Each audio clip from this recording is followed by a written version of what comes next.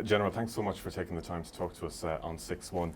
We're speaking to you in Dublin, in a militarily neutral country, but Ireland has been criticised for its defence spending. Many would say there is insufficient defence spending. Is that a concern for the United States and NATO? Well, first, thanks so much for allowing me to sit down and speak with you a little bit today. I will answer that from kind of both perspectives, as I wear two different hats as a Supreme Allied Commander Europe, and then also as a commander of U.S. forces here in Europe, or the commander of U.S. European Command. From the NATO perspective, Ireland has been a partner of NATO for a long time. Back in 1997, Ireland started providing some troops to our mission in Bosnia-Herzegovina, or deployed troops there, and then even today still contributes to the NATO mission in Kosovo that's ongoing. And so we have a long history of a relationship. And from a NATO perspective, we try to work with our partners to individually tailor what that partnership needs to look like based on what NATO's objectives are and what Irish perspectives are in this case.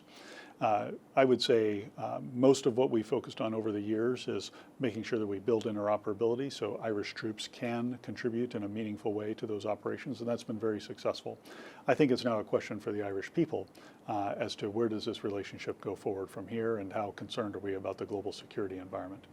From a U.S. perspective, I would offer that, look, the United States and Ireland have a tremendous economic relationship, foreign direct investment going both ways across the Atlantic, huge historical and familial ties still today.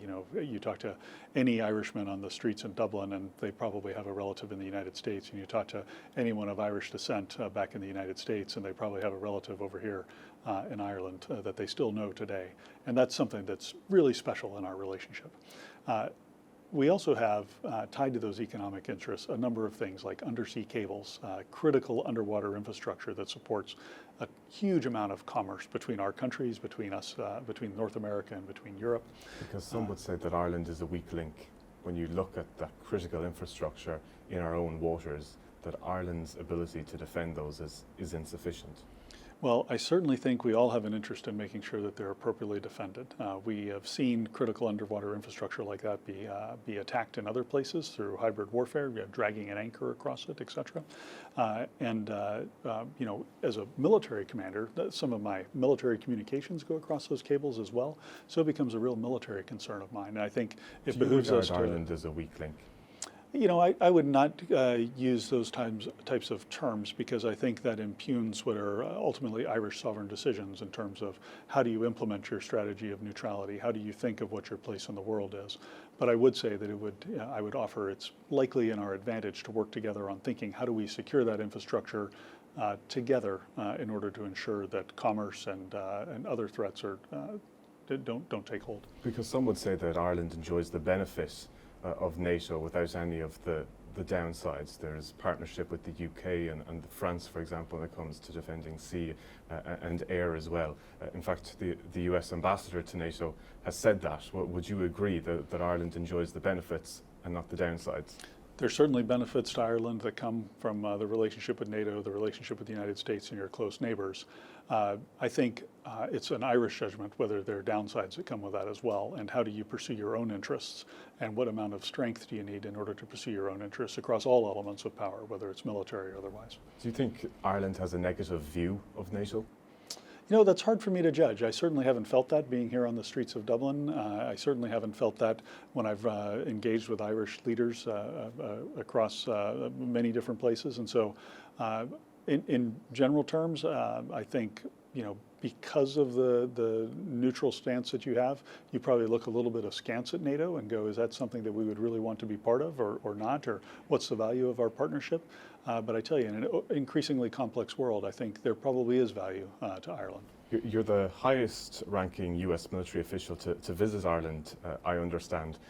I wonder, would you have liked to have met with our defence minister or even our Taoiseach? I'm willing to meet with any political leader who wants to meet with me. In the alliance construct, I usually do engage with heads of state and government. I consider myself working for them as much as I work for the President of the United States. I work for all 32 allies. As a partner, I'm certainly happy with the access that I'm going to have here engaging with some of your leaders. and both military and political leadership. I'm really looking forward to that. Is it a disappointment that you didn't get to meet the Defence Minister or the Taoiseach on this visit? No, not disappointment. I mean, it's my first trip here. It's a very short trip. It's a busy schedule. So I understand that it's often difficult just to align those things. I don't plan for this to be my last trip. I mean, my gosh, what a beautiful country. I'd be a fool if I didn't come back.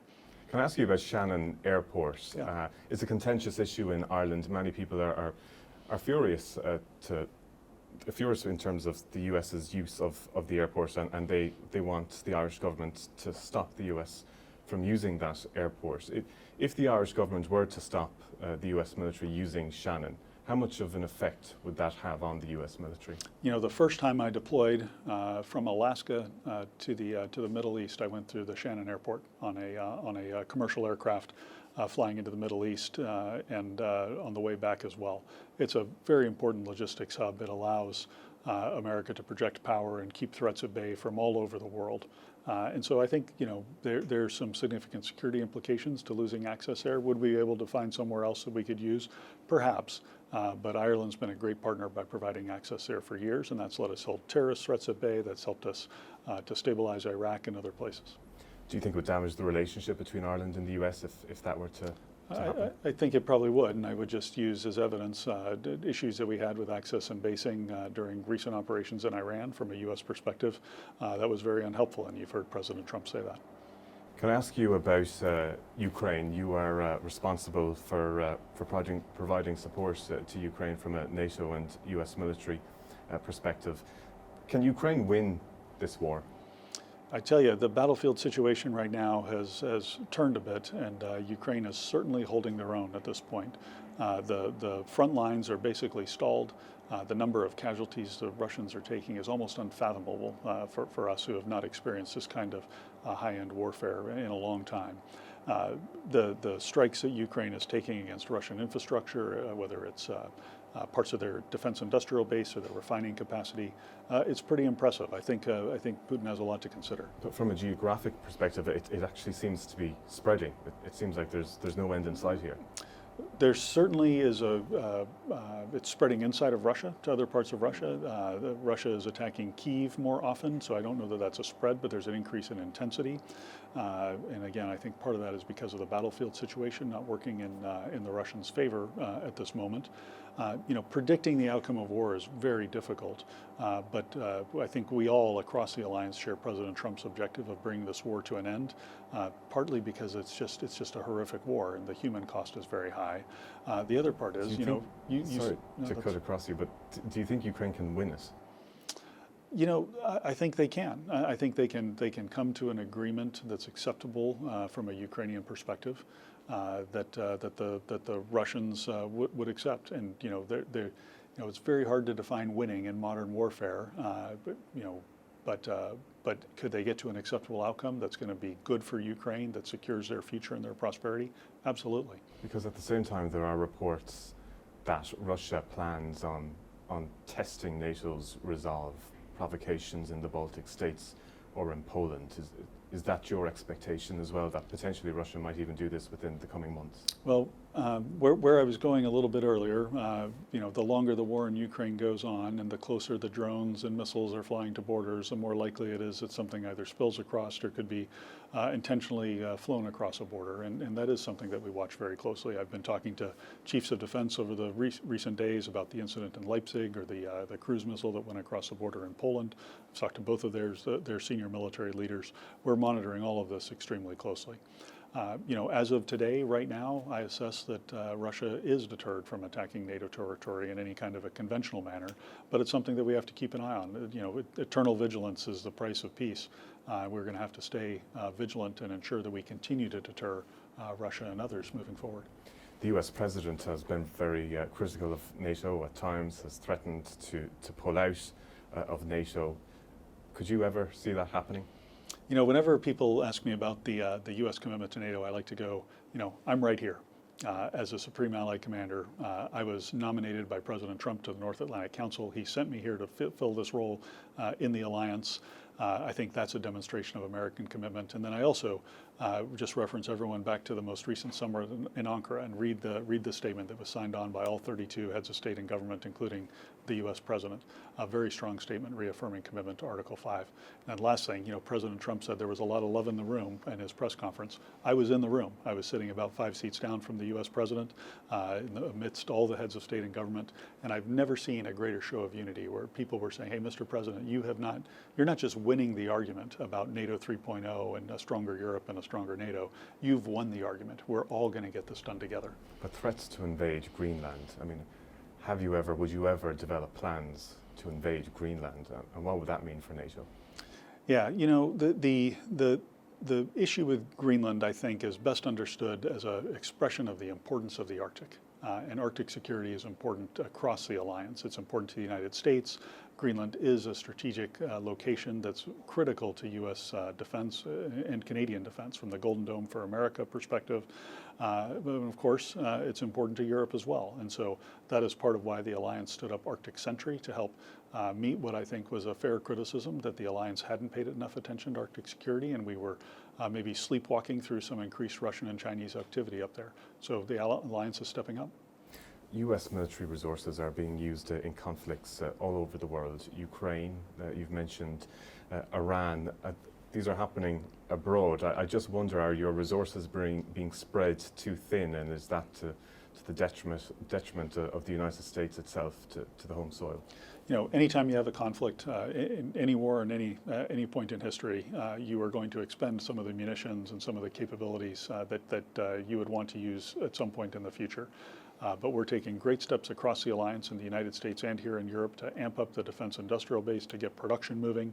And ultimately, there are plenty of ways that we can still meet our requirements to deter and defend every inch of alliance territory. You've been reported as saying that you'd be worried about defending Israel, for example, because of concerns around military resources. I would tell you that report was inaccurate in the characterization that it provided. There have also been reports, and Donald Trump has reacted to them, rejecting them, that munitions are running at an all-time low as well because of the conflict in Iran and arguably Iran's strategy against the U.S. right now. Anytime you have simultaneous things going on, they're going to put a bit of stress on the system. And we think about this, quite honestly, in the context of simultaneous major conflicts, such as one in the Pacific and one against Russia here in Europe. There would be a tremendous amount of strain, and that's why we're investing so much in getting a healthy industrial base. That doesn't just deliver something that we put in a stockpile, but is able to sustain production. We've seen the importance of this in Ukraine, as they've got millions of drones that they're creating each year that are coming off the lines and being used just in time at the front lines. It's really critical that we get this industrial piece right. It's part of why it's so important to have a transatlantic approach to the industrial base, to think about where do we purchase from, how do we do it, how do we have healthy competition amongst us and not unhealthy competition and protectionist measures. There are so many conflicts going on around the world. It seems like a very unstable world. I wonder, are we hurtling towards World War III? Well, my goal is to avoid that. I would tell you, though, it is a very unstable world. There is a lot going on everywhere. The Pacific, with China as a rising power, often my European friends tend to think of China more as an economic threat or an economic challenge for them. But as a Pacific nation, the United States, I think Canada and our Pacific friends also think about the military capabilities that China is fielding right now. Their economy is almost on a war footing in terms of what they're producing. So, we're not looking for any confrontation with China, but we're also not looking for them to seek a confrontation with us in some aggressive way. If a conflict happened in China, what would happen here in Europe? Could it happen at the same time? Could it spill out? It may be useful, actually, to think about an Irish perspective here.